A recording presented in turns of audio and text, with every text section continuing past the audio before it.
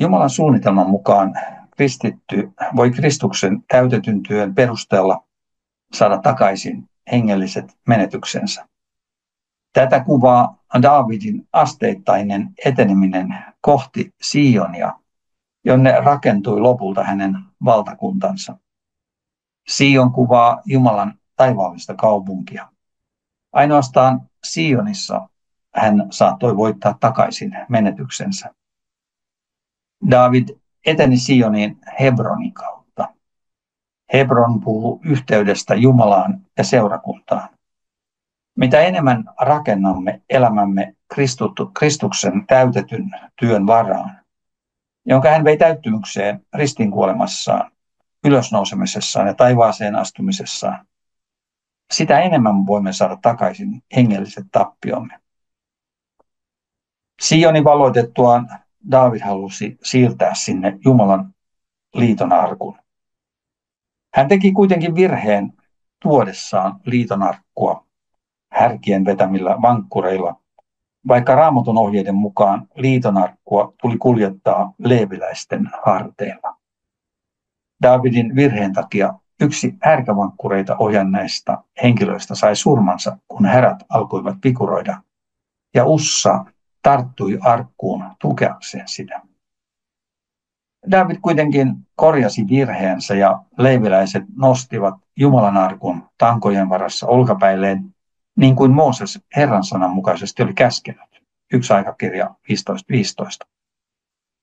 Arkun sisällä olivat vain laintaulut, jotka Mooses oli saanut Jumalalta vuorella. Liiton arkun keskeisyys kertoo Jumalan sanan merkityksestä hengellisessä uudistumisessa, jonka kautta saamme takaisin kaiken menettämämme. Daavidin työtä jatkoi hänen poikansa Salomo. Kun Salomo rakensi temppelin Sioniin, Herran kirkkaus täytti temppelin. Taivaallinen temppeli on Jumalan ilmoituksen paikka, niin kuin psalmissa kirjoitetaan. Herra on perustanut oman kaupunkinsa pyhille vuorille. Hän rakastaa Sionia, sen portteja, enemmän kuin mitään muuta Jaakobin kaupunkia. Psalmi 27, 1-2. Jaakobin kaupungit kuvaavat Jaakobin elämän varhaisvaiheiden itsekeskeisiä yrityksiä saavuttaa Jumalan siunaus. Sion taas on Jumalan kaupunki, jonka Jumala itse on perustanut ja rakentanut. Niin kuin psalmissa sanotaan, kunniakasta on kaikki, mitä sinusta kerrotaan, Jumalan kaupunki, ja korkein pitää Sionin lujana. Eläessään suhteessa taivaalliseen Jerusalemiin ja siellä hallitsevan Kristukseen, kristitty saa voimansa Jumalasta. Hänen perustansa ei horju, vaan hän pysyy lujana vaikeuksien ja koettelemusten keskellä. Niin kuin psalmissa kirjoitetaan, Herra kirjoittaa kansojen kirjaan, hän on syntynyt Sionissa. Psalmi 27:6. Jumala pitää kirjaa kaikista Sionin asukkaista. Heidän elämällään on iankaikkinen merkitys. Kaikki omavoimainen toimintamme jää merkityksettömäksi, koska sen merkitys rajautuu ajalliseen.